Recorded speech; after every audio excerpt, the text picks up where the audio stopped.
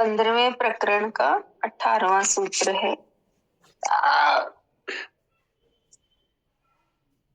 कहा इसमें, संसार रूपी समुद्र में तू एक ही था और होगा।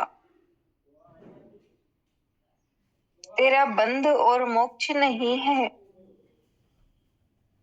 तेरा बंध और मोक्ष नहीं है। तू कृत्य होकर सुख पूर्वक विचर।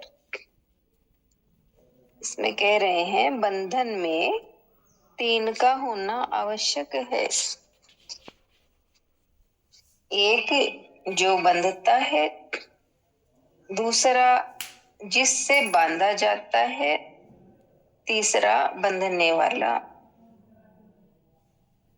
अज्ञानी जीव ही बंधन में है। संसार के प्रति उसकी आसक्ति, उसका मोह, उसकी वासना ही बंधन है, जिससे व्यक्ति अज्ञानवश स्वयं ही बंधता है। कोई उसे बांधने वाला नहीं है।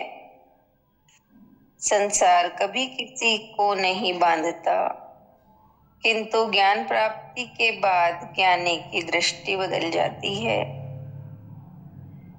वह अपने को शरीर, मन, अहंकार से परे शुद्ध चैतन्य आत्मा जान लेता है, जिससे सृष्टि और आत्मा का भेद ही समाप्त हो जाता है।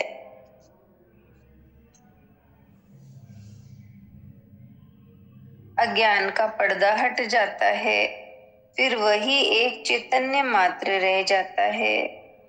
जब एक ही है तो न बंधन है न मोक्ष। कौन किसको बांधे एवं कौन किसे मुक्त करे।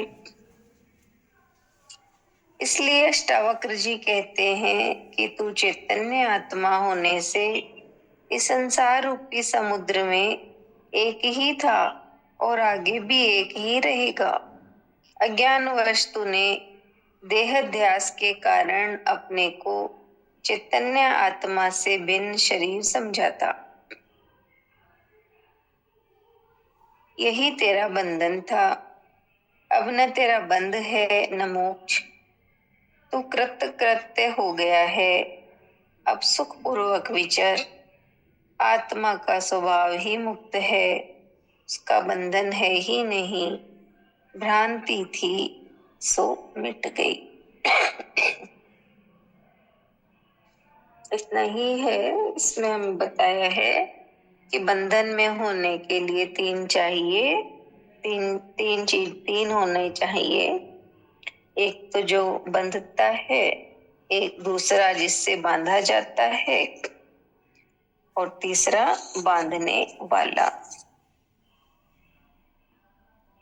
जैसे किसी व्यक्ति को पेड़ से बांधना है तो पेड़ चाहिए, रस्सी चाहिए और बांधने वाला।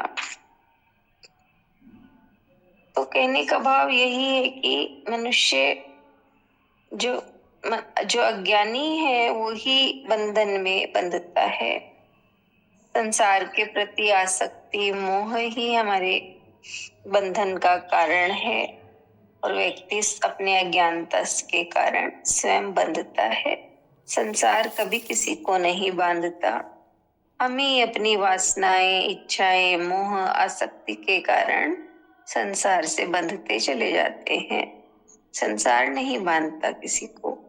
और जो ज्ञानी होता है उसने जान लिया कि वो एक चैतन्य आत्मा है, तो सृष्टि और आत्मा का भेद खत्म हो जाता है। फिर वो केवल एक चैतन्य मात्र रह जाता है। तो जब एक ही है तो न बंधन है न मोक्ष है। इसलिए अष्टावक्र जी हमें बता रहे हैं कि तू चैतन्य आत्मा होने से इस समुद्र में एक ही था और आगे भी एक ही रहेगा।